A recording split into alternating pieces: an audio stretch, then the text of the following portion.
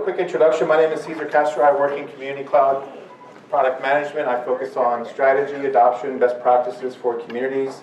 Been with Salesforce for 3 years. Prior to that, spent a few years at Lithium. Some of you may have heard of Lithium. I know Shira has. So I'm really excited to have you here. It's been a great partnership that we've had with OCTribe and working with Susan and Molly over the last couple of years. So we're really excited that this time around we're able to host the event here. This is the first one I think we've done here at Salesforce. So you guys give us some good feedback. Tell us what you think. You know, we'll try and do this again in the fall, and maybe we'll get one of the Ohana floors at the very top of this building, and then maybe someday in the future that building when they finish opening it up. So thank you again for showing up. Just to quickly walk you through a little bit of how we've kind of structured this session for you tonight. I'm going to hand it over to Susan in a second. She's going to make a couple of announcements, and then when she's done with her introduction, and I think a few other people are going to speak a little bit, then we'll kick off the panel, and it's really just a panel. We've got 4 brilliant people here tonight. I'm really excited about the folks that we have on our panel. They're each going to talk a little bit about what they're doing, tell a little bit of story of their career, and then we're just going to open it up for questions. And we really want you to ask questions. We have some gifts and giveaways for those of you who ask questions. So exciting. We're going to have some other contests and a few other giveaways based on Twitter as well. So Community Cloud does have a handle. I should have put it up there, but it's basically Community Cloud, so pretty easy. So with that, let me hand it over to Susan, and then we'll continue on. And then when she's done, I'll invite the panelists to come up, and we'll get into the panelist introduction. Oh, sorry, you need a mic? I do, I think. Here, why don't you grab one of these? Okay. Hi, you guys. Welcome. Thank you for coming. I'm seeing some new faces, quite a few, and some familiar faces. So thanks to those of you who just joined, and thanks to the old timers as well. First of all, I want to thank Cesar, because he had a really hard day yesterday, and he got his laptop stolen. But luckily, he was able to recover all the data, and he is here with a smile. So I just want to do a little bit of giving Cesar a round of applause for being such a rock star. You guys all know I wouldn't be as pleasant or friendly if that happened to me. There'd be no way. So anyway, that was my first thing I wanted to say. Second thing I wanted to say is that this meetup has been around for over 10 years, and we started to feel like it was getting a little stale. So a couple months ago, it was the end of last year, I brought together a small group of kind of long-standing members and polled the group, and we decided to have a new format. And change is good. So, for example, they're earlier because we got feedback they were too late. So they'll be like 6 or 6:30. They're not going to be at 7 anymore. Also, we've decided to do the roaming model. So they're at different offices that are cool. So that is kind of what we've found, that people are interested in seeing other people's offices, not just my office. So having said that, if you have an office that you think would be a great space, we are looking for hosts. I would love to have a OCTribe meetup at your office, so please hit me up. If you're on the meetup.com/OCTribe site, which I assume most of you are because you're here, then my face is there and you can just email me through there, or you can email me, susan@caravanstudios.org. Or you can tweet at me at SUZBOOP, whatever. I'm really easy to find on the web. So I would love to have one of these at your office. And we're going to be doing OCTribe in Exile as long as we can. Next month's meetup, right now, is going to be at my office at TechSoup, unless I find a host, for example. So putting that out there as a challenge to all of you. Part of the new format, in addition to things starting earlier and things being in exile, is we have a new feature of this, which is Community Buzz. What that was kind of devised by Randy Farmer here, who's an online community veteran and also currently looking for work, so you should hit him up. And it will be basically 2-minute pop-up, anybody who has a new exciting bit of buzz about our industry. So these can't be self-promotional, but they can be a little bit of insider information or a cool tool. And I'm going to let Randy do the first one. Hi, this is meant to be really quick.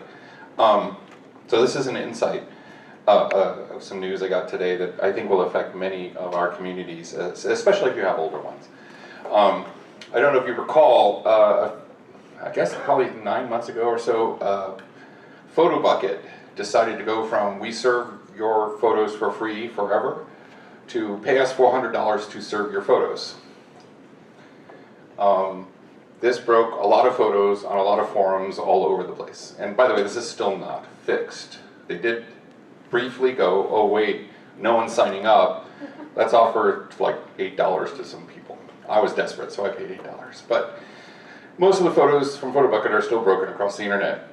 It's like, oh, okay, well, let's all move over. What would be a good place to move to? And that's what I'm sharing today as part of the buzz. I have 14,000 photos on Flickr, including copies of all the ones from PhotoBucket.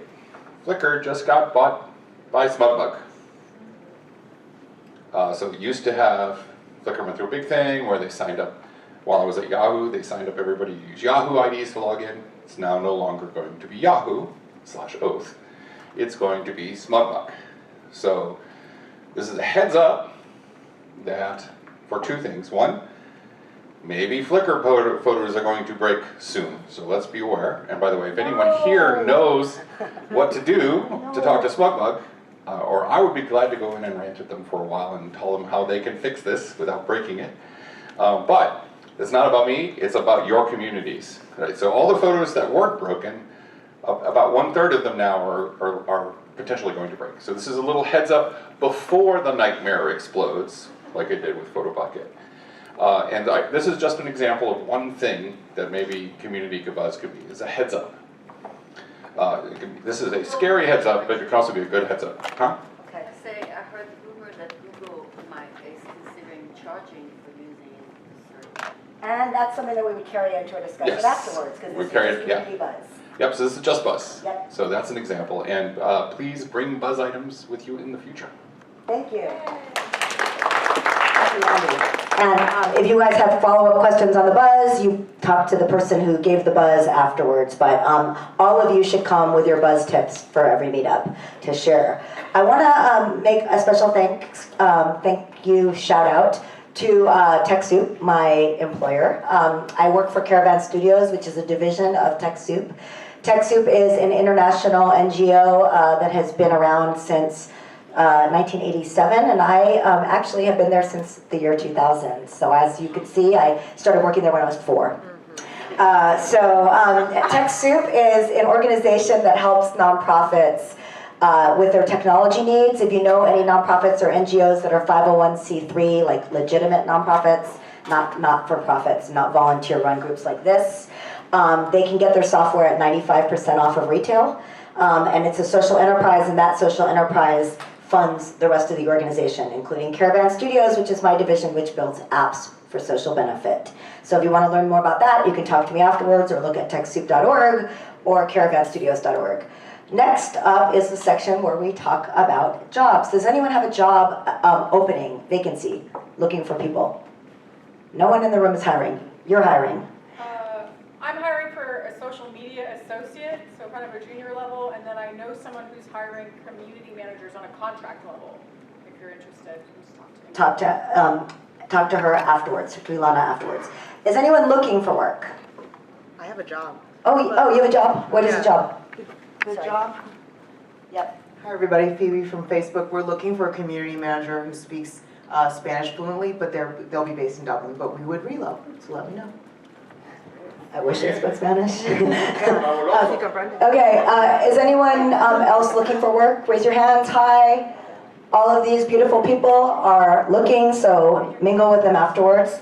Okay, on the hashtag piece, for those of you that don't already know or haven't figured it out, if you use the hashtag OCTribe, you will show up here, which is great for us seeing the back channel during this meetup, but also good for the folks on the live stream. And this event is being live streamed. It's usually live streamed on YouTube. Today, as a part of our new format, we're switching the live stream from now on to Facebook Live with our Facebook group. So we have a San Francisco Online Community Meetup Facebook group, which is linked off of the YouTube page.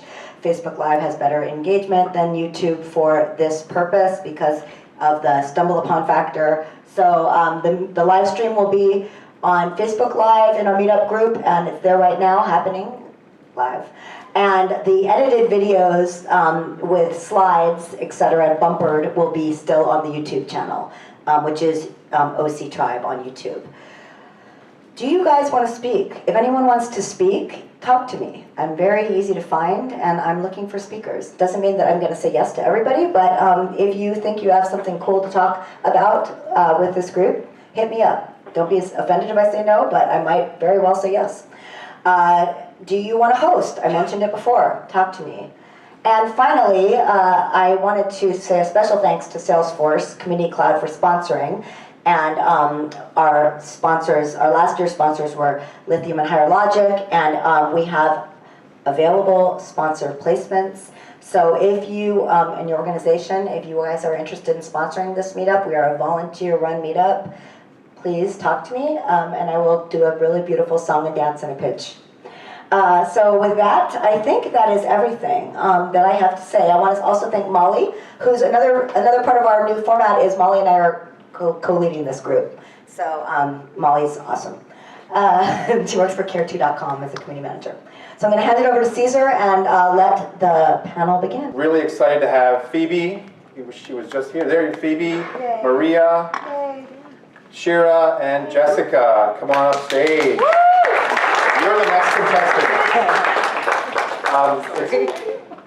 It was a real honor to have all of you join us today. It's been really a wonderful opportunity to give you a chance to talk a little bit about what you're doing in your career.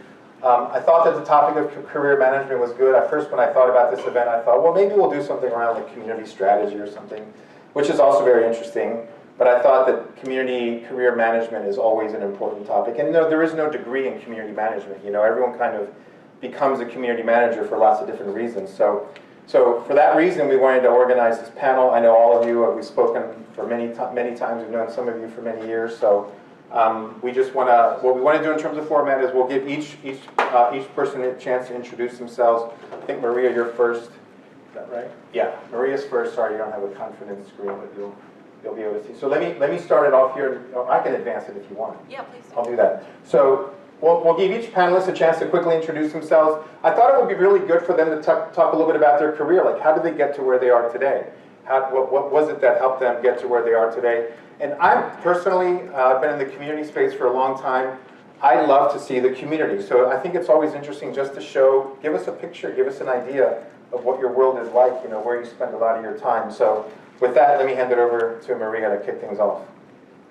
Hi, everyone. Oh. Turn it on there. Testing? Yes. All right. All good. Testing. Hi, everyone. It's so nice to see you. It's been a while since I've been to a community manager event. As you can see, I'm a mom, so that really made my social life kind of nosedive. But it's great to be here. So my name is Maria Ogneva. Currently, I work as Director of Community at FinancialForce, which is the cloud ERP for modern businesses. We are part of the Salesforce ecosystem. And I am a mom, and I put a picture up there of my family traveling. We used to travel all the time before baby. And it's gotten like logistically more difficult, but we still try to. So that picture is actually of us in Barcelona. We went for his first birthday, so that's enough personal stuff. As far as career stuff, like I've been in the community field, I guess, is it a field? Yeah. Profession? So, yeah. Profession for about, should I say how many years? A lot of years. You started when you were 4? I started when I was 3. Okay. I started when I was 3, like the age of my kid.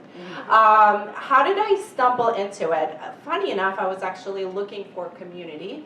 I moved to New York after I graduated from grad school, and I didn't really have like a really strong network. So I just happened, I was like, I'm interested in technology. I'm gonna look for a place to meet up with people, and I found this thing called Meetup.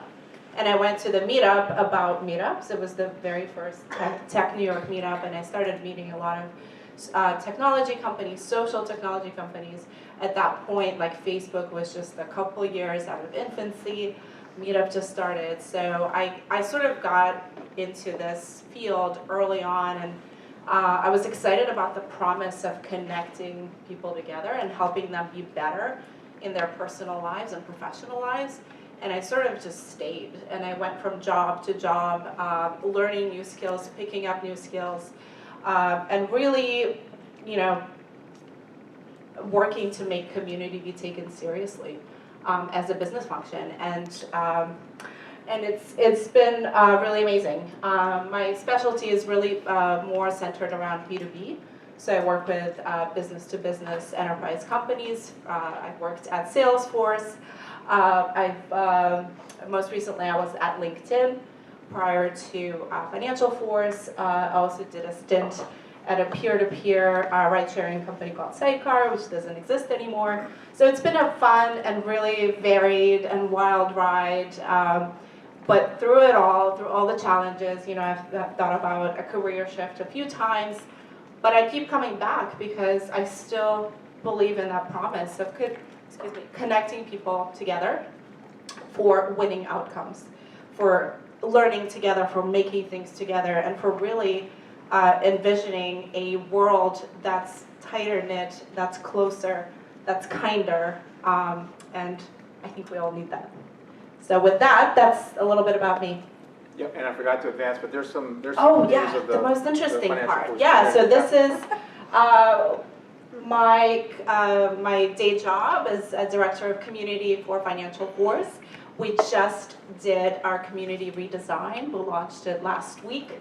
And what our community is, it's really a one-stop shop for everything that our customer needs to do. And that's really the vision and the promise. Whatever they need to do, whether they're a new customer onboarding, their learning opportunities, their training opportunities, their mentorship opportunities, peer-to-peer, user groups, as well as, if you need support, you need to file a support case. All of that is in the community. And so it's really exciting. About 35% of our customers log in every month. And we're looking, it's pretty good adoption. We're obviously, looking to improve that every day. But really focused on user experience this year, really nailing that, really nailing personalization, because we have so many different customers doing all these different jobs, using different products. So how do we carve out a path for them that makes sense? And we do use Community Cloud. Oh. What a coincidence. Wow. Cool. I didn't mention this before, but I followed Maria's footsteps at Salesforce, focusing on my role around best practices and community strategy. So it was awesome. Cool. Thank you. Next up, we have Phoebe. Hi everybody, I'm Phoebe Venkat. I'm currently at Facebook. I guess I'll start with, I put a picture up of the family. It's out of focus, as are all my photos. But that's the fam bam. That's my husband Sean and my son Shai, who's 9 years old. He's a riot. And then I just put some things just so you can understand like some of the things I'm interested in, what drives me. I love reading. So those are some of the books I just read. I was on vacation last week and I plowed through 5 books. I don't know why. I just love reading all the time. And then what do I have in the middle? Film. My vision's getting bad in my old age. I started when I was 4 as well. But I have some recent films I checked out, and then some things I'm really digging music-wise. And in terms of the companies I've worked at before, you see a whole mass of logos. A lot of enterprises, even though I started at a small startup in Princeton, New Jersey, called Sensors Unlimited. It was 30 people, and this is back when startups weren't cool yet. But I know where all the enterprise bodies are buried. I've worked at Johnson & Johnson, Merrill Lynch, Bloomberg, Tyco, ADT, blah, blah, blah, and Salesforce. But when I was in that middle period, J&J, Merrill Lynch, Bloomberg, I was predominantly focused on employee and HR communications, and nothing's wrong with that. It was a steady job because people need communications, and executive need people to tell stuff that isn't really maybe the case. So I'd be writing articles that would go on SharePoint sites and no one would read them. But it was okay because we all had jobs, so that's what's important, right? So I was like, I got to do something different. This is not what I want to do. I feel like this is a one-sided conversation where I write, I put things up, and then I don't know that I'm building any kind of trust with the other employees in my company, and I'm an employee of the company. So I left my contracting gig at Bloomberg, where I was in employee comms there, and I was like, I need to find a job that's going to have certain values and fit what I'm looking for. I didn't know it was community management at the time, because that wasn't a phrase I was familiar with. And on the East Coast, I don't have data around this, it just seemed like it wasn't a phrase that was as predominantly focused on than in Silicon Valley on the West Coast.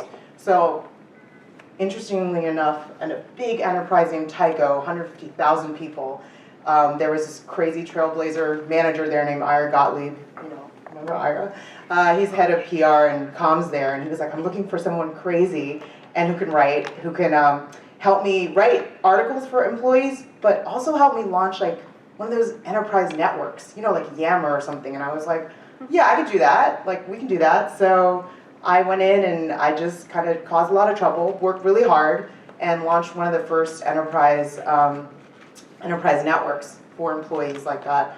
We had about like 70,000 people on that network, and it was a wild ride. And coincidentally, Maria at the time she was the head of the Yammer customer community. So that's where we met. Yeah. And that's where I was like, oh wow, so there's people who do this like for a career. So that was interesting, like fascinating to me. And then, right. And then went on to a few more community gigs. Worked in the Salesforce customer community, and I've been at Facebook for about 2.25 years. It's flown by. And what my team does there is we run the peer-to-peer support channels. So there's these open forums. Anyone who uses Facebook or Workplace, which is our enterprise collaboration tool, people can go in and post questions for general support or share product feedback, anything from here's ideas on how to make Messenger better to USAC, all those things. Like, we take that in. Maybe USAC doesn't go into the product manager report, but we do read it, we do action on it. So those are some of the things we cover. And then, so my help community is on the right there. So the design is something left to be desired. We're working on that. We just got great news that we're going to have an engineering team to support our platform, so that's awesome. But in the meantime, I wanted to really focus on the team that, and don't mind the Photoshop work there if you can see one of our team members join after the photo. But our team is like the heart of our community. They are like the most amazing servant leaders I've ever had the chance to work with and work for, because I work for them even though I manage the team. They're just amazing. They teach us every day. I have some stats down there. I don't want to bore you with that, but like map stats and things like that. Why people come, again, like they share insights, they have general support needs. There's also people who file like reports through Facebook. Maybe they reported a photo, they're concerned about why they're not hearing something back about the photo or the content they reported. So they actually come to the community and ask us like, did I do this right? What's going on? I wish I knew about this. And our team goes and connects with teams, all the process teams across Facebook to figure out like where are certain things at. So that's it. Great, thank you for that. Very interesting. There's a familiar face in that picture. I kind of placed that person up in the upper right. But. Yeah, shout out to Claudio Castro, put me on blast here, but he's on my team and he manages the workplace customer community. Nice. We used to work together at Salesforce too. It's all very connected. Well, a little bit of a thread through all of this, absolutely. He has a lot of fans. Actually.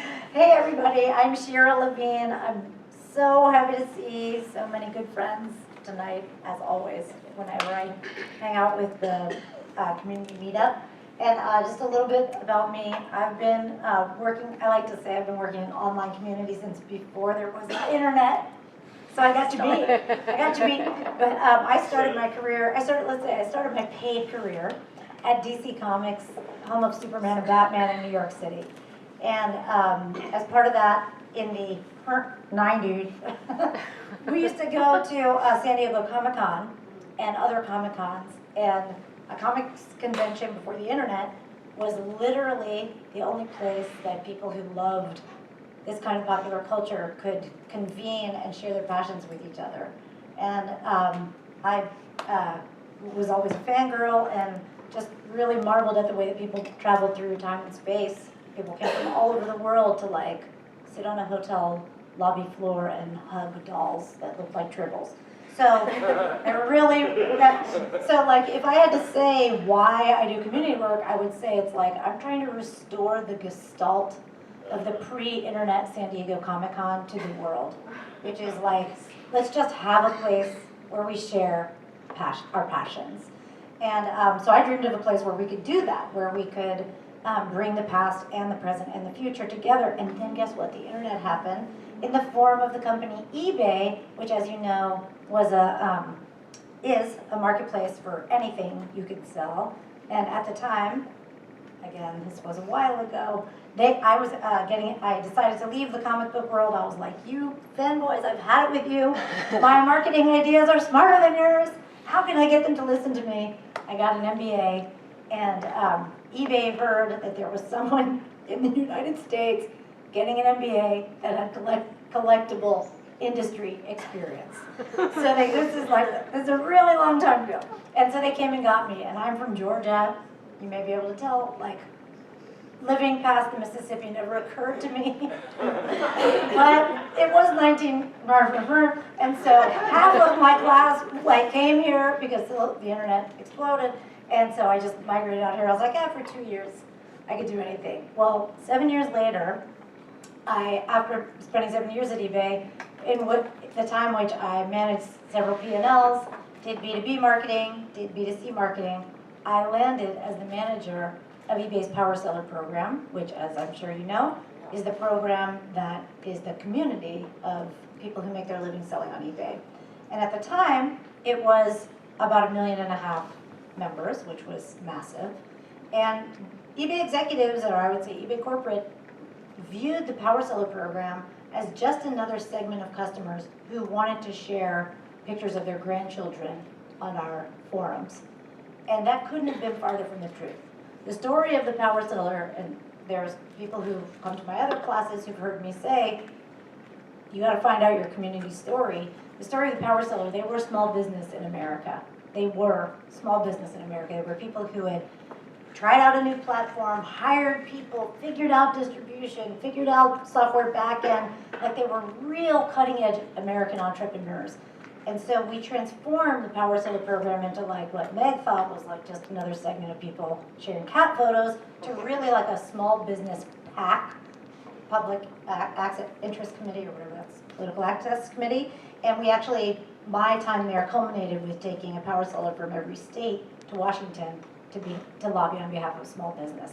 So it was through that transformation experience. So you could say that I've always been doing community, but living through eBay's explosive growth and the proliferation of the internet, this was before mobile web and social web, taught me how to create programming that is a win-win for the customer and for the company. So like, what did eBay want from its power sellers? That they sat on their butt and sold more stuff. Well, what's going to incentivize them to do that? Maybe we should offer them healthcare discounts so that they can get their teeth cleaned and their employees can get their teeth cleaned. That kind of thing. And so like you can read my articles, but my whole thesis is to figure out the win-wins. From there, I ended up at Zynga as the global community director in charge of 35 games with a global team of 70. And I'm so pleased to tell you that 2 of my favorite community managers are here tonight. So you can thank them for our Farmville ruining your feed, not me. To make a very long story short, we ended up with 300 million Facebook fans on 120 pages in 17 languages. We had community management, global team of 70 in I want to say 17 languages again, but we had Dublin, China, and India. And those of you who manage global teams, you know what it's like to 11 p.m. you're on the phone with India, 7 a.m. you're on the phone with China. It was really intense. I know, and these folks know, we'll never see that kind of scale again, but I'm so pleased that I survived and thrived there and was there really a ringside at the whole advent of social web. And then for the last year, I've been running Sephora's Beauty Insider community. This is my first foray in retail. As you can tell, I've had a very entertainment and tech background. Retail is so interesting. It's the backbone of our society, free enterprise and commerce. And I would just say the most critical difference is as a lifetime community manager, in the Farmville days, if we ever wanted to get our community members together, we had to rent a sports bar in Phoenix. And at Sephora, if I want to get my community members together, I have 250 community centers in every major city and minor city in the country, and that is so exciting to me. And if we can solve how to create, if I can solve how to create community centers out of our store, I will have solved a big question for retail, and I'm super excited about that in this role. And just to give you a little taste of what the community is. You want to advance it? Yeah. Whenever you're ready. Manual. Okay. The hamster. There we go. The hands are going. So let me just tell you a little bit about our community. So for years, anybody who knows it, Cesar said, we're a lithium customer. We're lithium's like apex retail customer. For years, we had a lithium forum, best in class, so interesting, with 20,000 regular members. And Sephora, you may know that Sephora has a real retail competitor in the beauty space right now. And about 2 years ago, they looked in the mirror and they're like, well, what do we have that no one else will ever have? And they're like, well, we have our awesome employees in the stores. So those of you who have ever shopped in a Sephora, you know that's a prestige experience. A, we have this incredible relationship with our brands. So Urban Decay, if that name means anything to you, it's because of Sephora. And the third thing is, well, we have this community and we've never really paid attention to it, and maybe we should. So they took that lithium platform. We, for the first time ever in the last year, made it mobile, gave it a front end, tied 4 different tools to the back end. And so now you can create, and it's a very passionate beauty community, all-encompassing beauty community. It's mobile. And these are the things you can do there. You can create a profile, you can join. We have 42 affinity groups. And I had to put the donut. He's the symbol for the oily skin group. How cute is that? It's so cute. It's basically UGC, right? It's so cute. Anyway, you can join one of 42 groups that are like what you're interested in. You can talk in the forum, so you can have conversations, and like people write 4-page essays on the products that they love. It's wonderful, incredible content factory.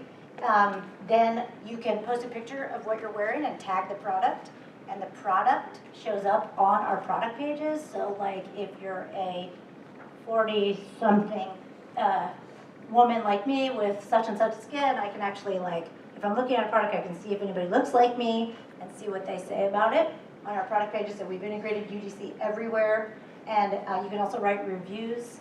We have millions of fantastic prestige beauty reviews. All rolls up under community. And also we have a first to retail ever mobile live chat.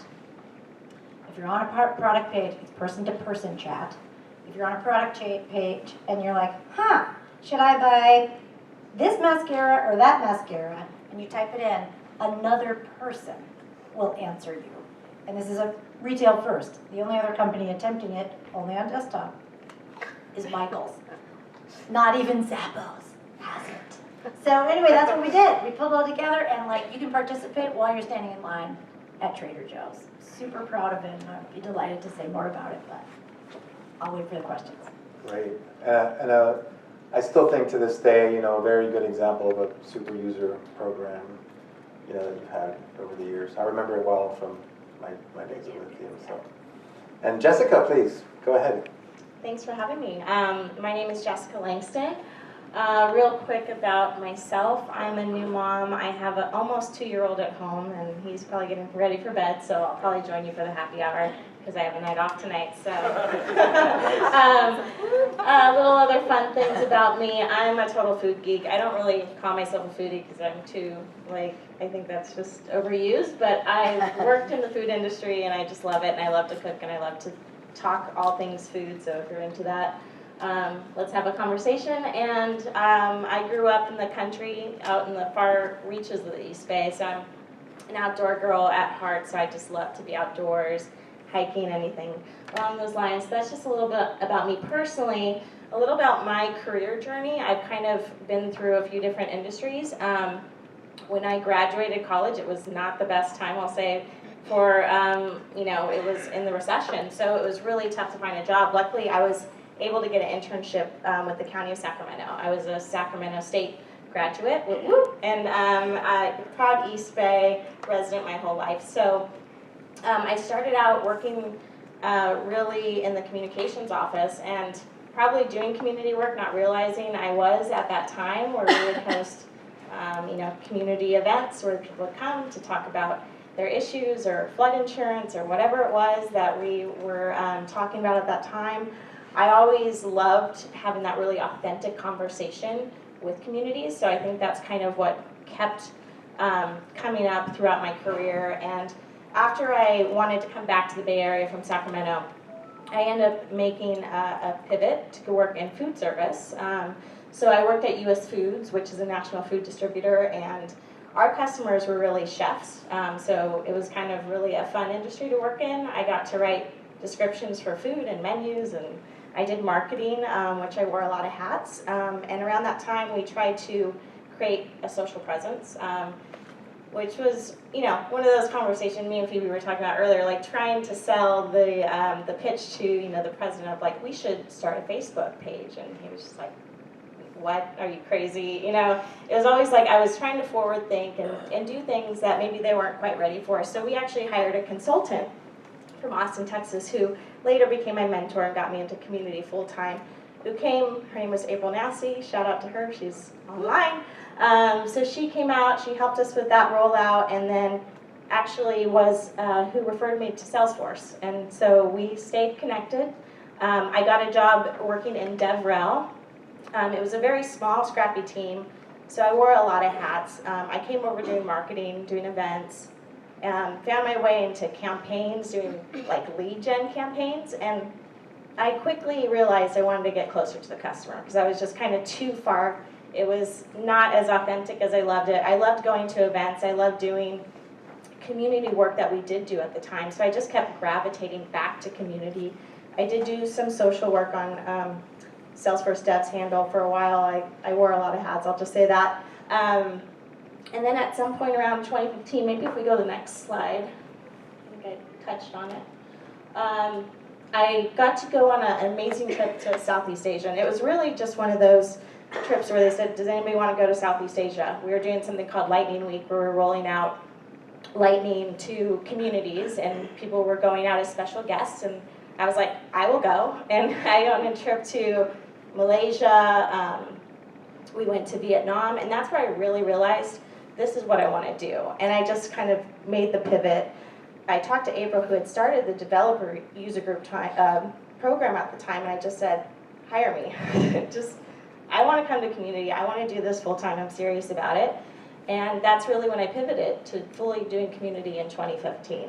So relatively newer to community, so I'm kind of, you know, one of those career pivoters that I'm happy to have conversations around how to do that, what that's like. And so now I'm very blessed to work on the Trailblazer community team. I mentioned I was on the DevRel team. We also launched something that's called Trailhead. If you're a fan of that, that's how people go to learn Salesforce online. And we also have a whole Trailblazer community team, which is amazing. So went from working on developer groups to supporting all of our community across all of our programs. So I put a couple stats here, but just to touch on it, we have an online community, which is the Trailblazer community now, formerly the Success community that was founded back in 2005 by Erica Kuhl. There's our amazing team on the left there with the silly jackets on. On the top, that's our New York user group, and then just below that, that's our MVP community, which is a really powerful program that we run, and that's it. So with that, let's turn it over and start to ask some questions to the panel, including myself, so this will be fun. So the first, The magic microphone box. box. Yeah, will be running. we'll alternate between us asking a few questions, but if anyone has questions, please. I Get see, them ready. this is so I can You just can kind of throw it, toss it. sure. I'll just carry it. So I'll kick it off, but please, we want to keep this as interactive as possible. So the first question I had was, how has this field changed in the past 5 years, and where do you see it going in the next 5 years? Sorry. Just rest Who wants to take that one I first? will, I'll start, and then y'all have to help me, but, I mean, the tool, here's what we need. We need one tool to solve it all. I know y'all are trying. We Getting are. closer. We're trying. Getting We're closer. doing our best. We do need one tool to solve it all, so I think there's gonna be a race to that. You know, with the, you know, for those of you who desperately need tools out there, which is probably all of us, this kind of like conglomeration of the lithiums and jives and everybody else, like, it's a very interesting, can end up being a 2-horse race. Get on it. Anyway, so that, and we also need to, and so like everything is changing so fast, and a great example of that, while everything changes, everything stays the same. So in the work that we do, you guys that do this work, you're extreme empaths, right? You do this work because you can read through the lines and really understand what someone is trying to say and help them relate to each other or to your company. And that is never going to change, okay? But the way that we get there is going to change. Slack has completely, in the last 5 years, changed our definition of community. And dovetailing off of that, Telegram is like Slack in a box, in a big black box. So where it's going is like this group, all y'all who raised your hand that you need a job, please go work in crypto and sort it out for them, please, because it is a nasty Wild West and it needs to be tamed. But that's where we're going to go. In the next 5 years, I think crypto community is going to be the biggest kind of community, and the way that beauty has been driving the internet for the past 3 years, crypto is going to drive it for the next 3 years. So get on it, y'all.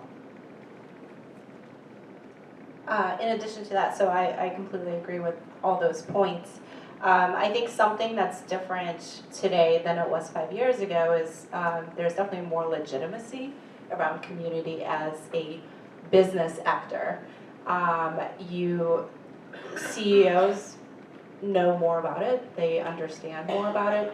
I think the burden of proof is still on us to bring a strategy, to bring numbers, to talk business value, not just, you know, eyeballs and engaged members, which are important, but like relating it back to the business. And I think we, as an industry, are getting better at it, but you know, we're still a work in progress. I think where we're going to go next, in addition to what Shira described, I think we're going to have to figure out how to work with machines.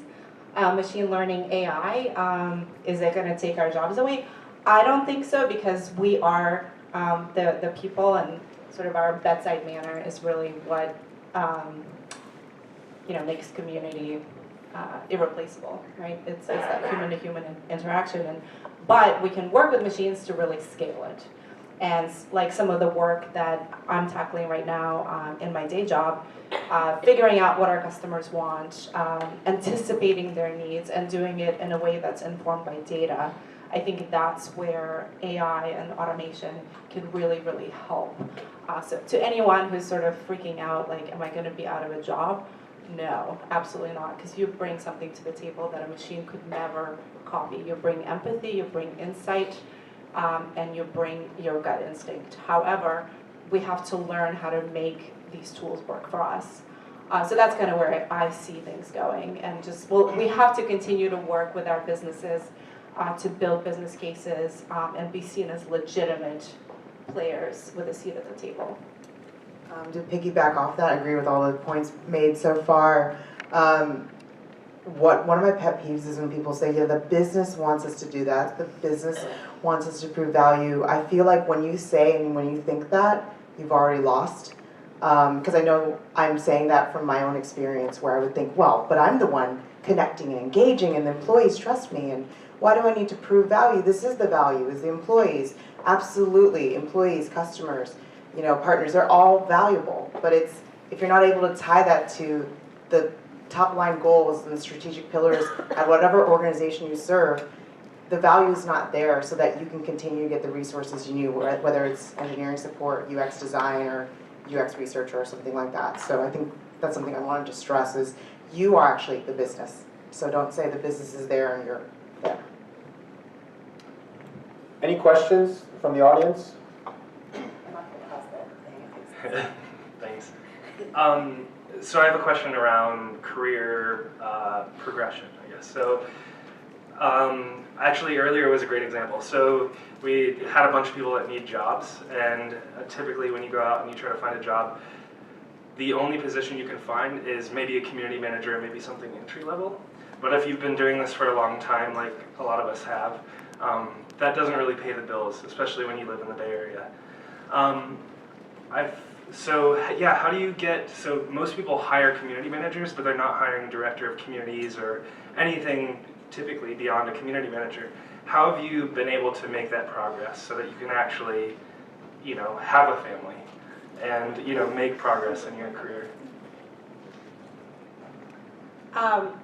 Great question. I've actually, something that I've done, and again, your mileage may vary. This is just what's worked for me. I see the job that's posted, if I go through the job posting, as a beginning conversation. I always push to rescope the job. Nice. Just because it says it's a community manager or a community associate, I'm gonna walk out of that negotiation with a director title. I use that as a starting baseline, and I use, I also am very lucky to have done this for a number of years. I bring my past experience to paint a picture of what I would do specifically. So if this role was bigger, if we expanded, because oftentimes, people who write these descriptions, they think that's what they want. They're not necessarily thinking bigger. They're not seeing all the possibilities, because why would they? They're not doing this job day to day. But you, since you've been in this role, you know what's possible. So you can bring the art of possible to the conversation and say, okay, I know this is like your pressing need, and I want to fill this need for you. However, I think there's more opportunity on the table. Let's reframe the conversation. Let's think about, because the best time to change your job is at the negotiation table before you get that offer. So that's my first advice, and maybe someone else can share theirs too. I think, if I can make a quick comment, I think that, so if you look at what Salesforce is doing, we have now close to, 20,000 communities out there across all different kinds of use cases. So at some point, I think it's valuable to invest in knowledge of a platform. Maybe you've already done that, or maybe some of you already have that expertise. But in the case of Salesforce, if you go to trailhead.salesforce.com, you can learn Community Cloud for free.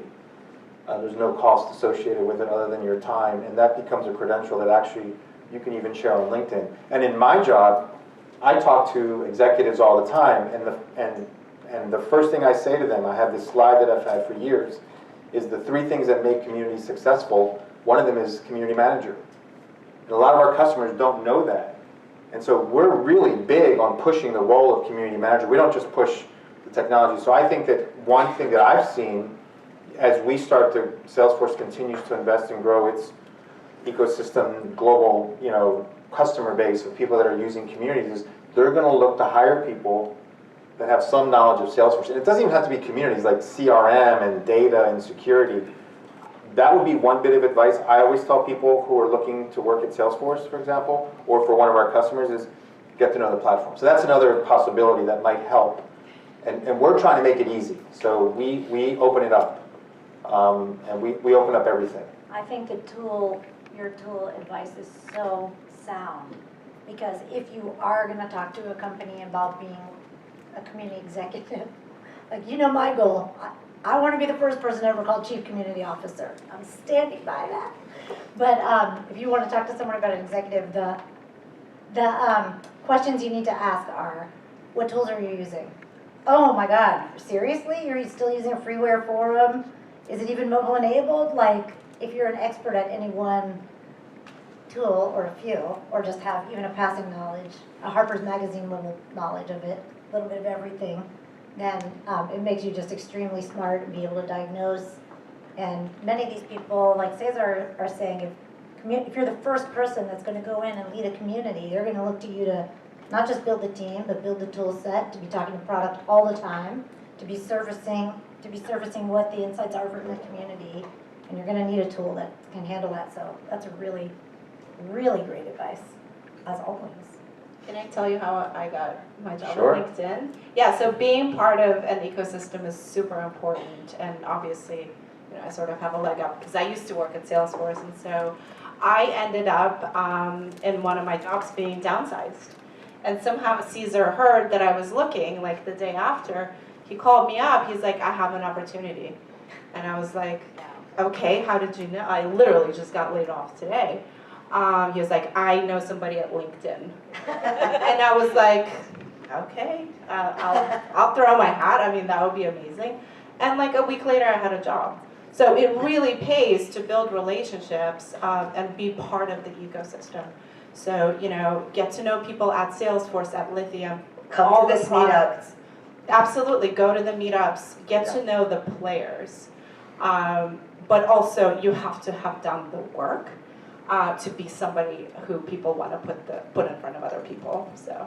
And obviously LinkedIn was on Salesforce, so I had a meeting with I guess he was the hiring manager, right? Yeah. That's right, yeah. Yeah, and he said, hey, do you know anyone with Salesforce experience? I said, well, I absolutely do, because someone else, Joe, if he's still in the room, had mentioned to me that you had just left, I think it was Sumo Logic at the time, and I was like, aha, your name was fresh. I walked out of the building and called you, I remember. So anyway, I think that's the point, is understand the tools, and we, as I said earlier, we do our best to make it easy for you to learn that. Phoebe, I know you're going to say something. Yeah, and this actually was inspired by a discussion I had with Sam Houston here from Bug Crowd, but actually you asked the question as well, but he asked it in the Meetup page, and got me thinking about it because it's so close to my heart, you know, because I really do honestly think it's not really a ladder, that if we want to have fun, like take risks in our role, but yet we are trying to map that to this artificial ladder that some of these enterprises have built, I think that's really tough. And I think like things like titles are, they're not everything. They could be everything if that's what they are. So I don't want to play down anyone's title or anything, but I think that when you can let your mind free of like the title and look deeply into, when you look at the job description, when you think about the values of this organization and these teams match the values that are non-negotiables for me, the things that I want to learn. So a great example is I was at Salesforce, already at a sweet place on an amazing community team. But when I saw this opportunity I'm in now at Facebook, it wasn't, the title was actually a different title. I'm a manager of a community team, not director that I was before. But that wasn't important to me. What I thought about was, okay, I need to be more ops driven. I don't have ops in my background. I'm not as data driven as I need to be. I'm not consistently making data driven decisions. And I also didn't have experiencing managing a large team, or only small teams, like of one people. So it wasn't about becoming a people manager. It's something I stressed to Sam, is if you think about what you want, work backwards from that. So it's not about, do you want to be a people manager? What is it about that? What is the experience you're looking to gain? I was thinking, I want to be able to share my failures and some of my wins with people so they don't have to go through all the hard stuff I did. They're still gonna go through hard stuff. Maybe I can save people time and like, we can inspire each other. So I feel like those are the three things I was looking for, and that's why that role made the most sense to me, irregardless of the title. But that's really just my experience. I'm not sitting here saying titles are not important across the board. They clearly are important in certain industries and certain companies. You know, I think it's just, we have to be able to disrupt ourselves in our mind if we expect like industries, organizations to follow suit. So I just want to finish up by saying, Sam, like if you show in your resume or LinkedIn just the growth and engagement that you made happen in your own community as a hiring manager, if I see 10 people to 10,000 people to 10 million people over the course of your time there, then I'm gonna, like, I'm reading for that. I'm reading for someone who drove that growth or drove that engagement. Another question from the audience? Oh, there's one back here. And if we have time, I'll ask one more and then we'll fill it out with you. Whatever this thing is, I mean, I think I should be drinking from it, which is perfect because I have a question about the Internet of Things, and this comes from my own experience. So I am the administrator of a 13,000 woman Facebook group for breast cancer, and it's growing by 1,000 a month. It's got zero outreach. It's all organic, and Harvard just did a case study on us, not only looking at our success, but then asking about how do we impact patient outcomes. And I know that there's a lot that's being done with the Internet of Things these days, which is really, really important. you know, the quantitative health movement where you can actually do your temperature and do your pulse ox, that goes to somebody. And it just seems like there's a real opportunity here because like with my group, a lot of women are actually really shy about complaining to their doctor. And I could see how if some of these devices were connected either to my Facebook group or somebody else's, that could really be a game changer. And as I'm in my first year with this, also beginning to look at what happens when people then, you know, take the next step with breast cancer and beginning to look at things like Fitbit communities and health communities and beauty communities. But just thinking about how communities can be expanded with some of these other devices. And I just was curious if, you know, where that is on your horizons. I think probably among my partners up here, Sephora is probably the farthest ahead in what you're talking about. But I thought for sure, if you'd asked me 2 years ago what the next 5 years, I would have said health-related Internet of Things. And but beyond Fitbit, we're not really there yet. And the Apple Watch. It's so surprising to me. So fine, where healthcare doesn't go, beauty does. We have augmented reality on the app and in the store. It's all tied together. Yeah, like it all references each other. And I think you're doing the right thing by studying the Fitbit community and by studying beauty or whoever else. But in the healthcare industry, from what I have seen, it has lagged behind. That either the technology didn't deliver on what we thought it would, or they haven't linked back to sharing the data. It's all about the data, right? So you're like, wouldn't that be interesting if it knew my pulse and it was talking to some? I think probably the closest apps that do it are cycle tracking apps for pregnancy, but that's all self-reported. It's not like you're strapping it onto your abdomen, right? That's what you're asking for. So we're not smart enough yet. I can't speak for the healthcare industry, but I can tell you sitting here that it doesn't seem like it's there yet. So take your, you might want to ask back to your community. It's like, what are you guys using that is giving you the data and is pushing this forward? We all need it. Does anybody have any ideas? And lead some symposiums on your Facebook page. It sounds like an amazing community. Yeah, I would say from the platform side, you know, I mean, Salesforce is obviously investing in this area, and we're building more capabilities around Internet of Things and even in the healthcare space. So I don't have a lot of proof points yet. Maybe Daniel, if you know of any. But our point of view is the way Community Cloud is built is that it's because it sits on Salesforce. Anything Salesforce can talk to, that data can be presented in a community. So it could happen. But yeah, I don't have any good proof points, but we're investing heavily in that. And I think as that develops, I would expect to see that in communities. It feels like an enormous market opportunity. Yeah. Like the founder of a period tracking app told me, if we get enough data from the self-reporting that our users do, then think of how we could package that in impact science. Okay, I think we're going to wrap with one more question that I'm going to ask of the panel, and then what we're going to do is we have another 30 minutes, so there's time to mingle. There's more refreshments over here. Oh, there's an audience question. Sorry, go ahead. Hi. I'm fascinated with what you're doing at the Sephora retail stores as meetup spaces, and I'm wondering what the value is of the meetups that you've, with your community members, has been thus far. And when you say value? Like, what's the insight there? When you get a group of passionate brand fans together, what comes out of that?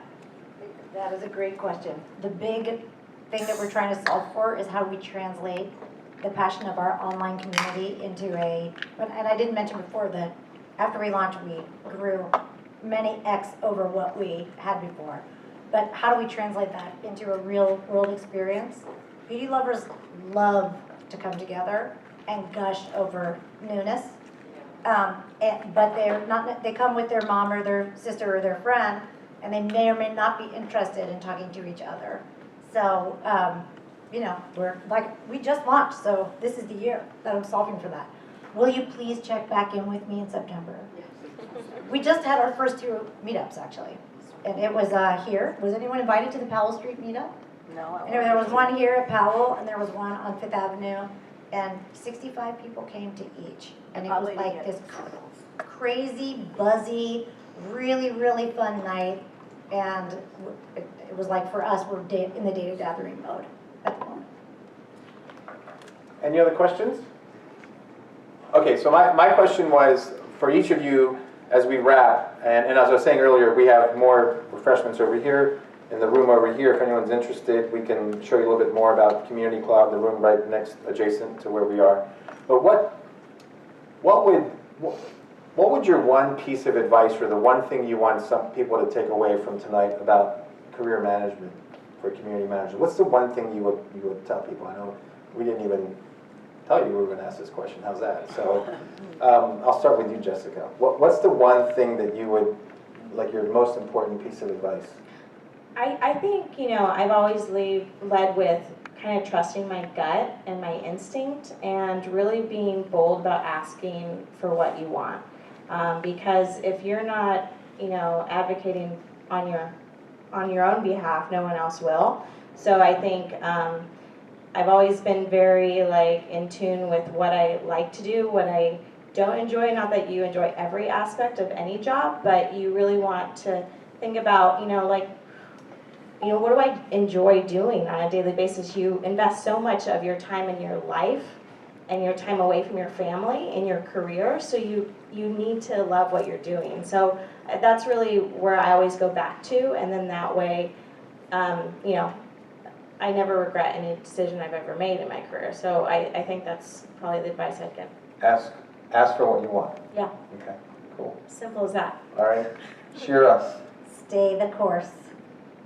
I still think that this is a nascent field, and we have so much to teach and so much to offer within organizations. And I believe community is the organizing construct under which all marketing should be organized. So I'm going to keep saying that until they kick me out, until they pry the mouse out of my cold, dead hand. So stay the course. These are your people. Use them. Stay the course. Cool. Sort of related to ask for what you want is, don't be afraid to promote yourself. A lot of us community people, we are in this job because we really truly love people and we care about them, and we would much rather promote our community members, not ourselves, not our teams. So we have to, a lot of us do lots of external marketing, to get people into the community, but you have to do internal marketing.